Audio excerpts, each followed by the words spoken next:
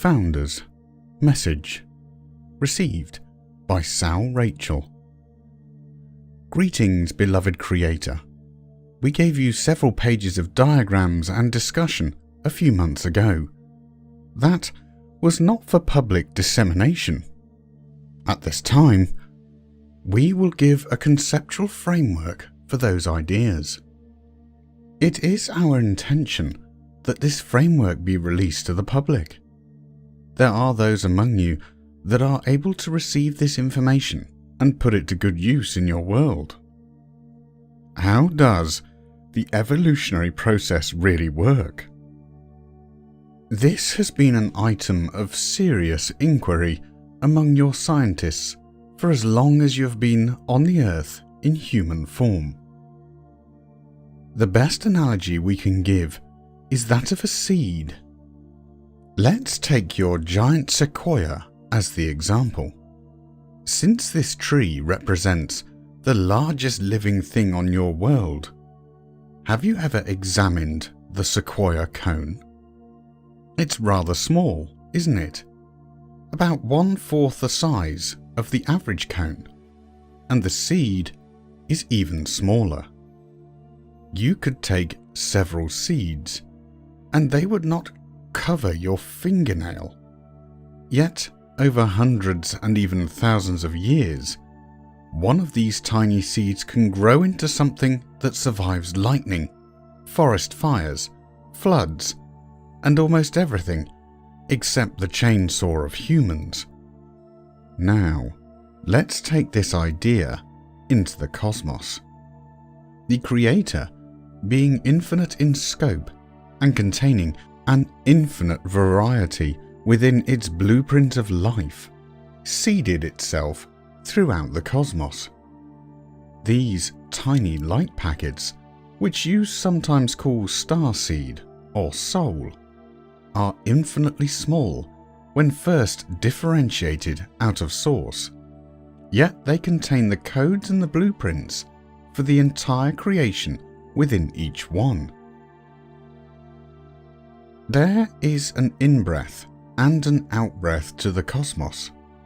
During the out-breath, the individual starseeds, call them souls if you wish, venture forth from the Godhead and descend through the levels and dimensions of creation, all the way down to the first level, simply called existence.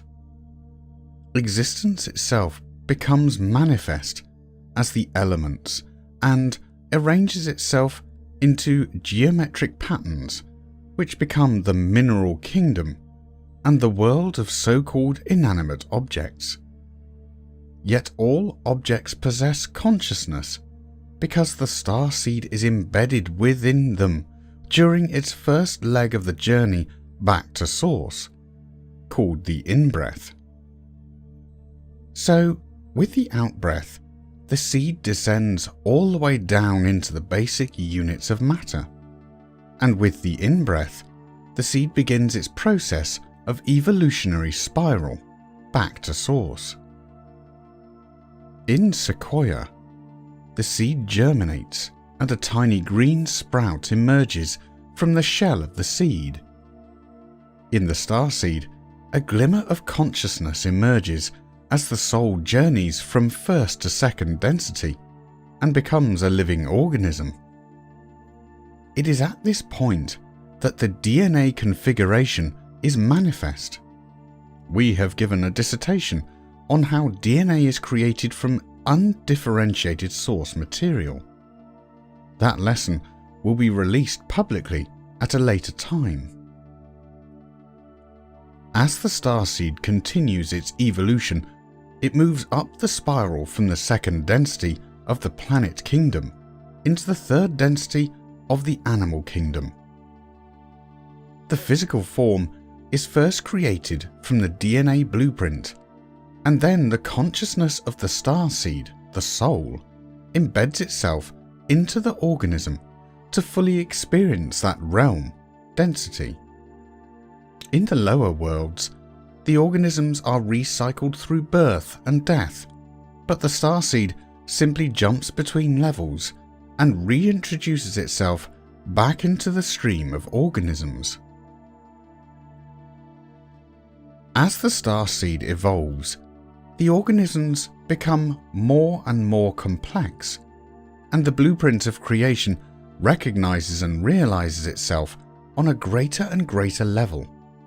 Just as the young sequoia begins to grow branches and leaves and roots, so the young soul begins to experience multiple levels of awareness simultaneously. This young being becomes aware of itself as both the organism and the higher consciousness that inhabits the organism. The fourth density experience is that of the enlightened human being.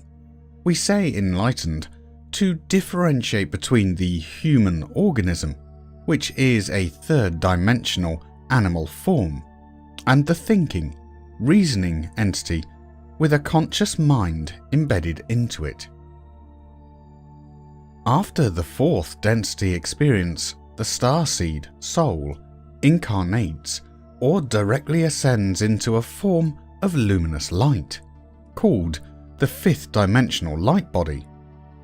As the soul continues to spiral into more complex forms, the celestial beings known as angels and archangels become the home of the starseed consciousness. Eventually, the soul becomes aware of itself as a creator on a macrocosmic scale, becoming a universe unto itself.